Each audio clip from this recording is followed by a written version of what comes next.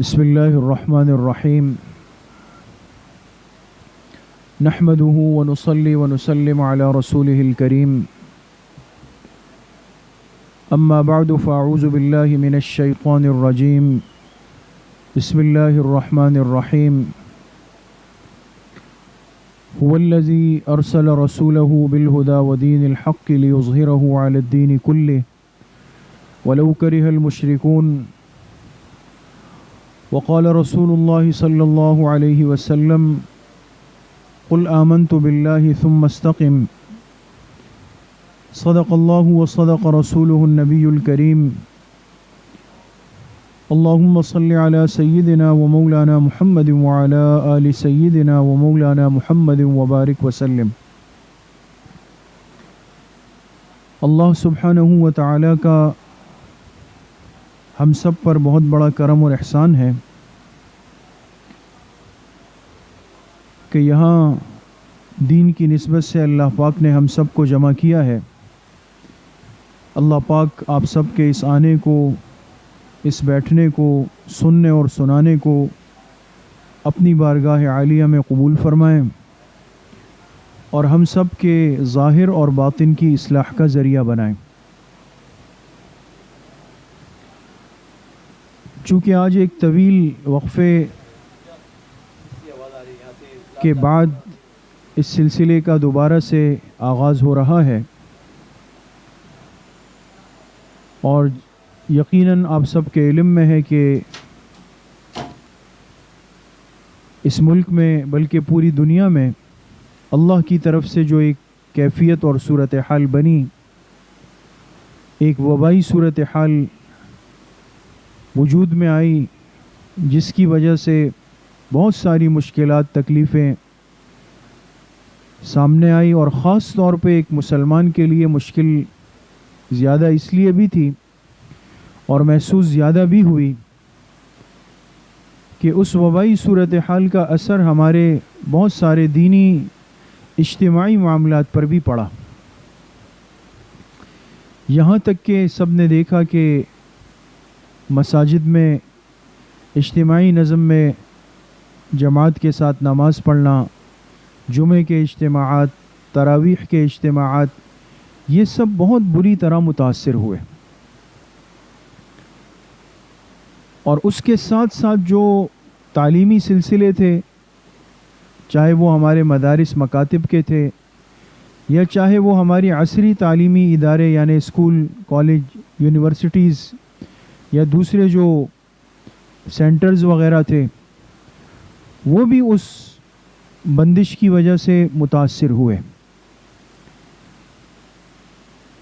تو وہ 3-4 مہینے بڑے کرب کے، بڑے تکلیف کے، بڑے آزمائش کے تھے اور ہر صاحب فکر، درد دل رکھنے والا مسلمان، خواہ وہ مرد ہو خواہ عورت ہو، اس نے اس تکلیف کو محسوس کیا، اس بے چینی کو محسوس کیا. لیکن الحمدللہ ایک چیز جس نے دل کو بہت مطمئن کیا اور ایک تسلی کی سی کیفیت دل میں ضرور پیدا ہوئی، جس کو ہمارے بزرگوں نے لکھا کہ ایک آدمی اگر اس سے کوئی غلطی یا کوتاہی یا کمزوری ہو جائے کسی دینی عمل میں، لیکن اس کمزوری اور کوتاہی کے بعد اگر اس کے دل میں احساس پیدا ہو جائے اور وہ اپنے آپ کو ملامت کرے، ایک کمی محسوس کرے، تو یہ اس کے دل کے زندہ ہونے کی اور آئندہ اس فعل سے توبہ تائب ہونے کی کھلی دلیل ہے. یہ بڑی اہم بات ہے، اس لیے کہ جب تک انسان کو احساس ہوتا ہے اپنی غلطی کا، تو یہ احساس کا ہونا، احساس کا پایا جانا، یہ اس بات کی علامت ہوتی ہے کہ اس کے دل میں ایمان سلامت ہے. اور اگر خدا نخواستہ یہ احساس ہی مٹ جائے، یہ ندامت کا جذبہ ہی ختم ہو جائے اور عمل کی کمزوری ہو، اعمال کی کمزوری ہو، دین کے حلقوں سے جڑنے کی کمزوری ہو، ساری باتیں ہوں اور انسان اس پر بے فکرہ ہو جائے، مطمئن ہو جائے، یہ دلیل ہے اس بات کی کہ اس کے اندر کا احساس اور ایمانی ضمیر مٹ چکا ہے۔ اس لیے مشکات المصابیح جو حدیث کی بہت بڑی کتاب ہے، اس میں روایت ہے، باب فی الوسوسہ، صاحب مشکات نے باب قائم کیا، روایت نقل کی کہ ایک صحابی جناب رسول اللہ صلی اللہ علیہ وسلم کی خدمت اقدس میں حاضر ہوئے، اور آنے کے بعد انہوں نے عرض کیا کہ اللہ کے رسول صلی اللہ علیہ وسلم، میں ایک ایسی کیفیت اور تکلیف میں ہوں کہ میں اس کو بیان بھی نہیں کر سکتا، لیکن وہ بے چینی مجھے اندر سے کھا رہی ہے، تو اب اگر آپ کو بتاؤں نہیں تو مستقل پریشانی، اور اگر بتاؤں تو بات ایسی ہے کہ بتانے کے قابل نہیں۔ تو آپ علیہ الصلوۃ والسلام نے فرمایا کہ نہیں، تم بیان کر دو کہ وہ کون سی بات ہے، کون سی کیفیت ہے جس نے تمہیں بے چین کیا ہوا ہے۔ تو وہ صحابی فرمانے لگے کہ اللہ کے رسول صلی اللہ علیہ وسلم، بعض دفعہ میرے دل میں ایسے خیالات، ایسے وساوس اور ایسے شبہات دین کے بارے میں پیدا ہو جاتے ہیں، یعنی بیٹھے بیٹھے شیطان ایسے خیالات اور وساوس میرے دل میں لے آتا ہے کہ اب وہ وساوس اور خیالات اگر میں اپنی زبان پر لا کے آپ کو بتاؤں کہ وہ کیا ہے، تو اس سے زیادہ بہتر سمجھتا ہوں کہ جل کر کوئلہ ہو جاؤں۔ مقصد ان کو یہ فکر تھی، یہ احساس تھا کہ یہ سوچ، یہ جذبات، یہ وسوسے اتنے خراب ہیں، اتنے خطرناک ہے کہ میں اس کو بیان بھی نہیں کر سکتا۔ تو آپ علیہ الصلوۃ والسلام کے سامنے اپنی پریشانی رکھی کہ اللہ کے رسول صلی اللہ علیہ وسلم، میں کیا کروں؟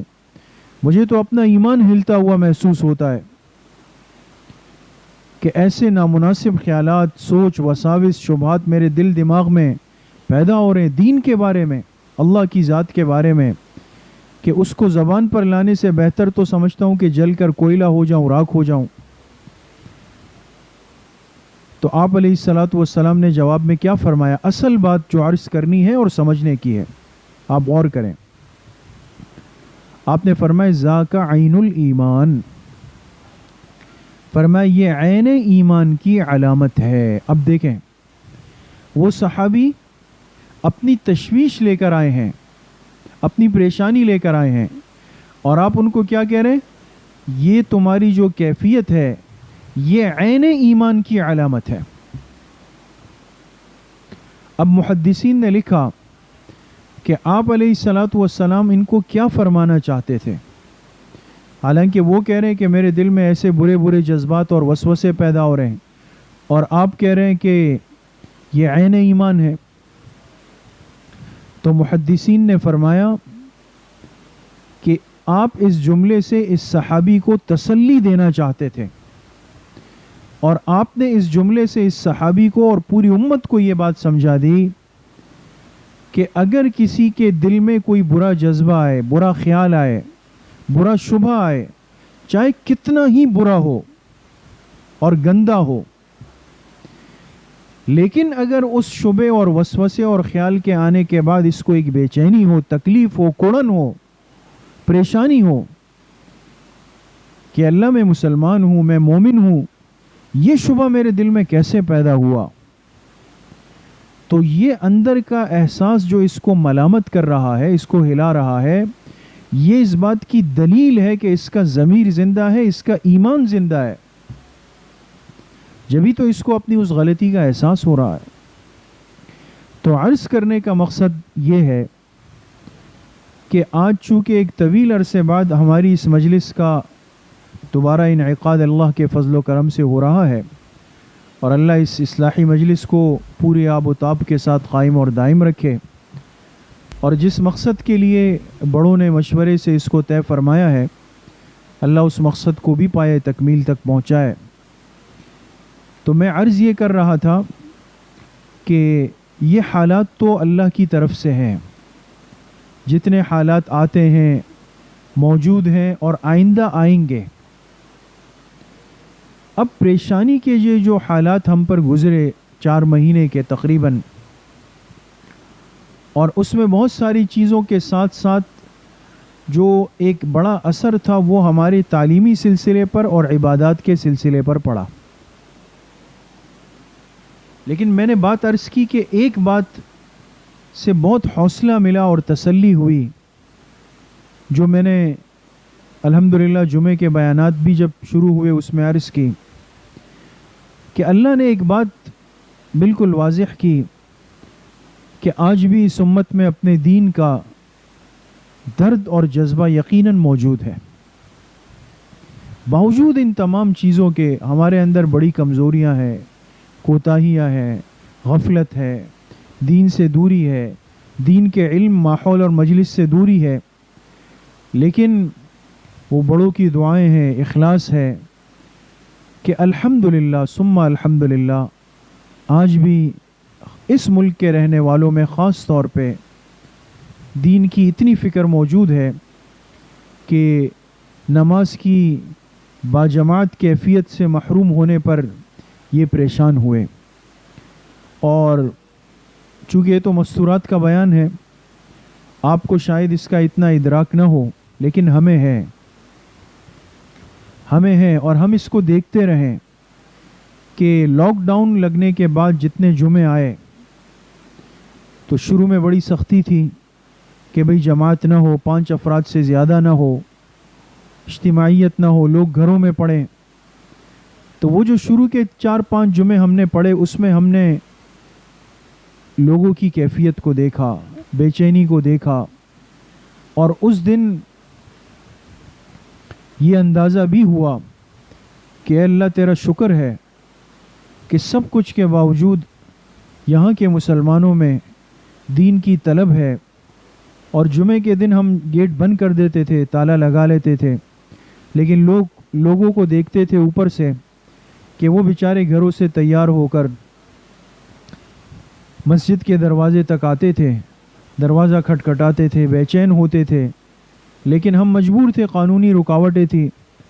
تو ان کے اس تکلیف کو، اس بے چینی کو دیکھ کر دل تو خون کے آنسو روتا تھا کہ دیکھیں یہ لوگ بیچارے تیار ہو کر اس جمعے کی فضیلت کے لیے آ گئے، حالانکہ ان کو علم تھا کہ قانونی پابندی ہے، منع کیا گیا ہے،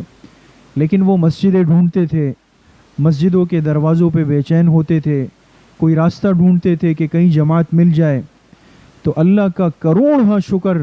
دل سے، زبان سے ادا ہوتا تھا کہ اللہ تیرا شکر ہے کہ اتنی کمزوریوں اور فتنوں کے باوجود بھی آپ نے اس امت میں اور خاص طور پہ ہمارے اس ملک کے مسلمانوں میں یہ جذبہ آج تک رکھا ہے کہ انہوں نے اس جمعے کی، اس جماعت کی نماز کی محرومی کو محسوس کیا۔ اور یہ بھی ضرور ہوا کہ الحمدللہ امت کو پہلی دفعہ احساس ہوا کہ اللہ کی بہت ساری نعمتیں ہیں جن کی قدر کرنے کی ضرورت ہے۔ ہم یہی سمجھتے تھے کہ شاید یہ مسجد آنا جانا، اتنی آزادی سے آنا اور نماز کسی بھی وقت پڑھ لینا، کہیں بھی پڑھ لینا، یہ تو بہت آسان سی مفت کی چیز ہے، لیکن اللہ نے احساس دلا دیا کہ اگر میرا حکم نہ ہو، میری چاہت نہ ہو، میری رضا نہ ہو، میری منشا نہ ہو، میرا فیصلہ نہ ہو، تو مسجد ہوگی لیکن وہ دروازہ تم پر نہیں کھل سکے گا۔ اس لیے ایک بزرگ نے بڑی عجیب بات فرمائی اس موقع پر، فرمایا جب ایک مسلمان اپنی مسجد کے اندر داخل ہوتا ہے تو مسجد میں داخل ہونے کا مسنون طریقہ اور مسنون دعا کیا ہے؟ مسنون طریقہ تو ہر مسلمان کے علم میں ہے کہ سیدھا پیر پہلے رکھیں، اس لیے کہ مسجد اللہ کا گھر ہے، اس میں داخلہ ہو رہا ہے۔ اور داخل ہوتے وقت کی مسنون دعا کیا ہے؟ اللہم افتح لی ابواب رحمتک۔ داخل ہوتے ہوئے یہ دعا پڑھیں، سیدھا پیر اندر رکھ کر مسجد میں، اور پھر یہ دعا پڑھے، اللہم افتح لی ابواب رحمتک، اے اللہ میرے لیے اپنی رحمت کے دروازے کھول دے، میرے لیے اپنی رحمت کے دروازے کھول دے۔ تو اتنی زندگی اور اتنا عرصہ گزرا، کئی سالوں سے مسلمان بوڑھے بچے جوان مرد مسجد میں داخل ہوتے ہیں اور یہ دعا پڑھتے ہیں، اللہم افتح لی ابواب رحمتک۔ تو بزرگ بڑی عجیب بات فرما گئے جو سمجھنے کی ہے۔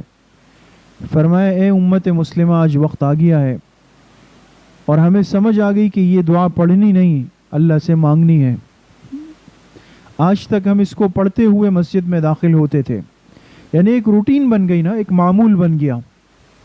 ایک معمول بن گیا تھا، اس لیے کہ مسجد کے دروازے کھلے ہوئے ہر وقت۔ تو کبھی احساس بھی نہیں ہوا، کبھی ایسا لگتا بھی نہیں تھا کہ ایک وقت ایسا بھی آ سکتا ہے کہ یہ میری محلے کی، میری پڑوس کی مسجد ہوگی، اس کے دروازے ہوں گے، لیکن میں اس میں سیدھا پیر نہیں رکھ سکوں گا، میں اس میں اندر نہیں جا سکوں گا۔ کبھی اس کا شبہ بھی نہیں ہوا تھا، اس لیے اس کو زبان سے پڑھ کر ایک فارمیلٹی پوری کر کے چلے جاتے تھے۔ لیکن فرمایا، ان حالات سے اللہ نے ہمیں سکھا دیا کہ دعا پڑھنے کی چیز نہیں، دعا مانگنے کی چیز ہے۔ اور اللہ نے احساس دلا دیا کہ اے مسلمان، تو میرے گھر اس وقت آ سکتا ہے جب میں تیرے لیے اپنے اس رحمت کے دروازے کو کھولوں گا۔ اگر میں نہ کھولنا چاہوں تو مسجد ہوگی، سب کچھ ہوگا، لیکن تو اپنا قدم اس میرے گھر میں نہیں رکھ سکے گا۔ تو فرمایا، آج احساس ہوا کہ یہ دعا جناب رسول اللہ صلی اللہ علیہ وسلم نے امت کے مردوں کو کیوں سکھائی، تاکہ ان کو احساس ہو جائے کہ مسجد میں داخلہ اللہ کے فضل کے بغیر ممکن نہیں ہے، ممکن نہیں۔ تو گزرے ہوئے یہ چند مہینے جو تکلیف کے تھے، آج اس بات کو تھوڑا سا بس سمجھ لیں کہ تکلیف کا یہ تھوڑا سا عرصہ تکلیف تو تھی، لیکن امت کی بہت ساری چیزوں کو بیدار کر کے چلی گئی، امت کو بہت ساری باتوں کا احساس دے کے چلی گئی۔ اور یہ تو میں نے مسجد کی بات عرض کی، شاید مستورات کے ذہن میں ہو کہ بھئی یہ تو مردوں کا معاملہ ہے، مستورات کو تو مسجد آنا نہیں ہے۔ تو میں آپ سے بھی عرض کرتا ہوں ابھی کہ جب ہم گھر میں داخل ہوتے ہیں، گھر میں داخل ہوتے ہیں تو اپنے گھر میں داخل ہونے کی مسنون دعا کیا ہے؟ گھر آنا جانا تو صرف مردوں کا مسئلہ نہیں ہے نا، اس کا تعلق تو مستورات سے بھی ہے، ہماری بچیوں بہنوں سے بھی ہے، بچوں سے بھی ہے، سب سے ہے۔ تو دیکھیں، آپ کو گھر میں داخل ہونے کی مسنون دعا یاد ہونی چاہیے۔ اگر کسی کو یاد نہیں ہے تو کوشش کرے اس کو یاد کر لیں، یا کم از کم اس کو سن لیں۔ دیکھیں، گھر میں داخل ہونے کی مسنون دعا کیا ہے؟ فرمایا، جب کوئی مسلمان مرد عورت اپنے گھر میں داخل ہو تو سب سے پہلے سیدھا پیر رکھے، سیدھا پیر رکھ کے دعا پڑھے، اللہم انی اسألک خیر المولج وخیر المخرج۔ دیکھیں، غور کریں، اللہم انی اسألک خیر المولج وخیر المخرج، بسم اللہ ولجنا وبسم اللہ خرجنا وعلی اللہ ربنا توکلنا۔ یہ پوری دعا ہے، اللہم انی اسألک خیر المولج وخیر المخرج، بسم اللہ ولجنا وبسم اللہ خرجنا وعلی اللہ ربنا توکلنا۔ کیا مطلب؟ اے اللہ، میں آپ سے سوال کرتا ہوں۔ اب دیکھیں، آپ اپنے گھر میں داخل ہو رہی ہیں، اپنے گھر میں، ذاتی گھر میں جہاں آپ رہتی ہیں، لیکن اللہ نے فرمایا یہ دعا مانگو، اے اللہ میں آپ سے سوال کرتی ہوں خیر المولج، کہ میرا یہ گھر میں داخل ہونا خیر والا ہو، وخیر المخرج، اور اے اللہ میرا اس گھر سے نکلنا بھی خیر والا ہو۔ دیکھیں، داخلہ بھی اللہ کے نام کے ساتھ خیر کو مانگتے ہوئے، نکلنا بھی اللہ کے نام کے ساتھ خیر کو مانگتے ہوئے۔ بسم اللہ ولجنا، اے اللہ تیرے نام کے ساتھ ہم داخل ہوئے، بسم اللہ خرجنا، تیرے نام کے ساتھ ہم اپنے اس گھر سے نکلے، وعلی اللہ ربنا توکلنا، اور اپنے ہی رب پر ہم نے بھروسہ کیا۔ اب اس دعا کے الفاظ پہ غور کریں۔ دیکھیں یہاں اللہ تعالیٰ نے اپنے حبیب صلی اللہ علیہ وسلم کو جو دعا دی کہ وہ امت کو سکھائے گھر میں داخل ہونے کی، اس میں دونوں الفاظ ہیں، بہت غور کریں اس نقطے پر۔ یہ گھر میں داخل ہونے کی دعا ہے، نکلنے کی نہیں۔ نکلنے کی دعا تو الگ ہے کہ جب گھر سے نکلے بسم اللہ توکلت علی اللہ لا حول ولا قوت الا باللہ، یہ دعا پڑھیں گے، وہ الگ ہے۔ لیکن سوال یہ ہے، جو بات عرض کرنا چاہتا ہوں کہ گھر میں داخل ہونے کی جو دعا ہے، داخل ہوتے ہوئے اس میں دونوں الفاظ ہیں، خیر المولج و خیر المخرج۔ مولج کے معنی آتے ہیں داخل ہونے کے، مخرج کے معنی آتے ہیں باہر آنے کے۔ اب دیکھیں حضور علیہ الصلاۃ والسلام نے امت کو وہ دعا سکھائی گھر میں داخل ہوتے وقت کہ اس کو یہ احساس ہو جائے کہ داخلہ بھی اللہ کی رضا سے ہے، نکلنا بھی اللہ کی رضا سے ہے۔ اللہ کا حکم نہ ہو تو میں اپنے گھر نہیں جا سکتا خیر سے، اللہ کا حکم نہ ہو تو میں اپنے گھر سے نہیں نکل سکتا اللہ کے حکم سے۔ اب جب یہ صورتحال بنی، لاک ڈاؤن لگا، اب آپ بتائیں، اب تو مستورات کا مسئلہ آ رہا ہے نا، اب آپ مخاطب ہیں، آپ بتائیں بندش لگی یا نہیں لگی کہ گھروں سے نہیں نکل سکتے، پبلک مقامات پہ نہیں جا سکتے، تفریحی مقامات پہ نہیں جا سکتے، سفر نہیں کر سکتے، گاڑیوں میں نہیں بیٹھ سکتے، انسان اپنے محارم، اپنے شوہر، اپنی اولاد، اپنے بھائیوں کے ساتھ قریب نہیں بیٹھ سکتا۔ گھر سے نکلنے پر پابندی تھی، گھر میں رہے، سب چیزیں بند ہو گئی، ایسا ہی ہوا، سب چیزیں بند ہو گئی۔ تو آپ مستورات اس پہ غور کریں کہ کیا حالات نے یہ واضح نہیں کیا کہ اپنے گھروں میں رہتے ہوئے آپ اپنی ضرورت کے لیے، اپنی خواہش کے لیے، اپنی چاہت کے لیے اپنے گھروں سے باہر نہیں آ سکتی تھی، ہے نا؟ اس دعا سے پہلی دفعہ احساس ہوا کہ واقعی جو الفاظ جناب رسول اللہ صلی اللہ علیہ وسلم نے سکھائے ہیں اس میں اتنی بڑی حقیقت پوشیدہ ہے، اور ہمیں احساس دلایا کہ اے مسلمان مرد عورت جان لو کہ اپنے گھر میں داخل ہونا بھی جب تک اللہ کا حکم نہ ہو نہیں ہو سکتے، اور داخل ہونے کے بعد جب تک اللہ کا حکم نہ ہو تم باہر نہیں آ سکتے۔ ہم اپنے گھروں میں بیٹھ گئے، مستورات مہینوں مہینوں تک گھروں سے نہیں نکل سکی۔ اس لیے عرض کرنے کا مقصد یہ ہے کہ ان حالات سے ایک بہت بڑا اہم سبق جو اللہ والوں نے بتایا کہ ہمیں مسنون دعاؤں کے جو الفاظ دیے گئے، جو کلمات دیے گئے تھے، مسنون دعائیں، ان الفاظ اور ان کلمات کی حقیقت کا ادراک ہوا کہ اللہ کتنی بڑی خیر تھی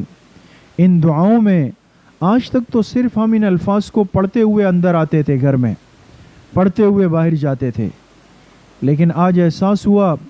کہ واقعی دعا پڑھنے کی چیز نہیں، دعا اللہ سے مانگنے کی چیز ہے۔ تو اس لیے آج کی اس مجلس میں ہم کم از کم اتنا احساس اپنے ساتھ لے کر جائیں، یہ سوچ لے کر یہاں سے اٹھیں کہ ٹھیک ہے یہ تکلیف کے مہینے گزرے، لیکن اس میں اللہ نے بہت سے خیر کے پیغام ہمیں سمجھا دیے، ہمیں اللہ کی بہت ساری نعمتوں کی قدر آئی،